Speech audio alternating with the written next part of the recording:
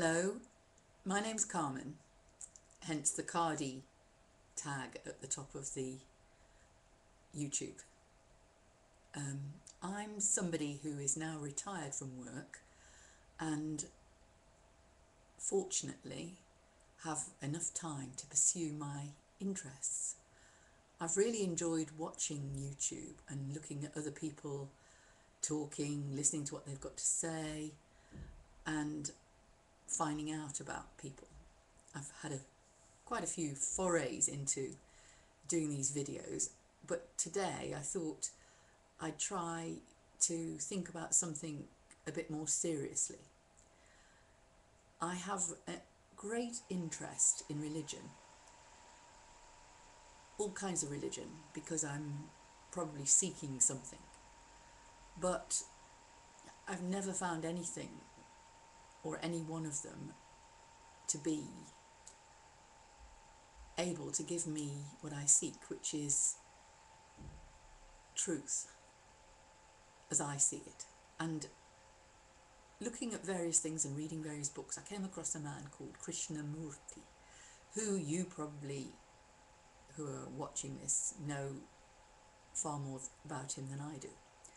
But I have been absolutely amazed and intrigued by his life story, particularly the idea that a boy could be taken from his parents, from his family, at such a tender young age by a much older woman, this Annie Besant, and her fellow religious people in the Theosophical Society, and taken away from all of this and persuaded that he might be some messiah type person. And I'm just absolutely intrigued as to, first of all, what about his own family?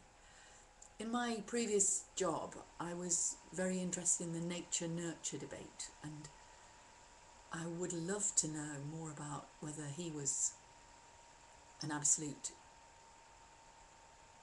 one-off in his family, or whether, how did they come to find this young boy who must have been something of a star in his village, or, a bit like Jesus, and going to the temple and, talking and being able to speak in such a wonderful manner. I would love to know more about the very young Krishnamurti.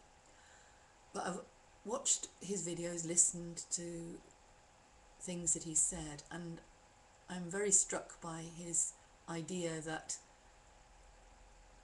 we must find our own way, not listen to listen, but always question, be sceptical about what people say to us. So when you're listening to me, be completely sceptical, because we're all conditioned in the ways that we've been brought up.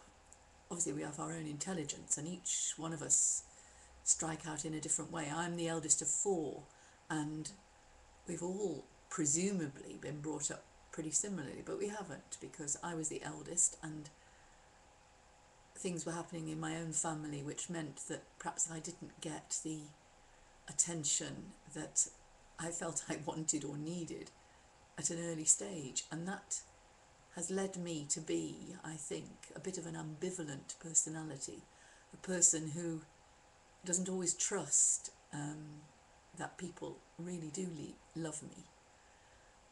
I mean, Krishnamurti talked quite a bit about love and what that's all about, and I'm also quite intrigued about the fact that such a beautiful man, really at every stage, when I look at him as a young man, as a young adult, as a more mature man, as a middle-aged man, as an old man, when I saw the last talks, I was thinking, what a beautiful face he has. He has always had such a beautiful face.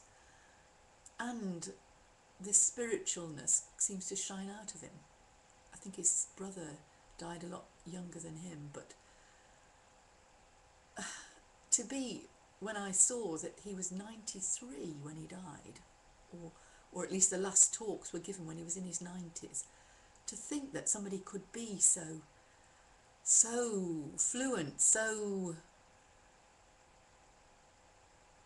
inspiring, you know, to that age is just unbelievable.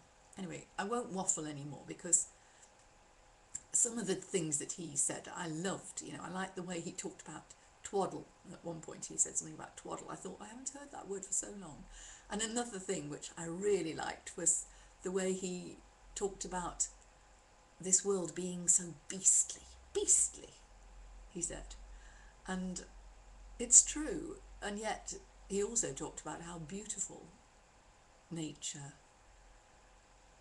is and how that is the key or the way through to find the truth. I mean, he's had such experiences when you think he's come from a beautiful country, India, where he would have been very close to nature. And unless he was terribly rich, who knows? He might have been rich when he was young. I have no idea. I want to know more about Krishnamurti. Anyway, this is just a bit of a video, and people who are interested in Krishnamurti, get in touch with me, speak to me, and we can have some kind of dialogue and consul, as he would say, when I think he means counsel one another. Not a guru teaching or lecturing another person, but a dialogue between people. I was also struck that nobody seemed to speak up. It was a shame, really, because you seemed to sit there waiting for somebody to say something, and nobody said anything. Perhaps they were too much in awe of him. I mean, obviously he was amazing. Nowadays we're not so in awe of public figures. We're ready to jump in and shout and say our piece, but most of us, like me, I must admit, you know, perhaps I haven't got a great deal to say, but at least I'm having a go. Anybody who wants to, get in touch and let's speak about Krishnamurti, please. Talk to me about the man. I'm really in love with Krishnamurti.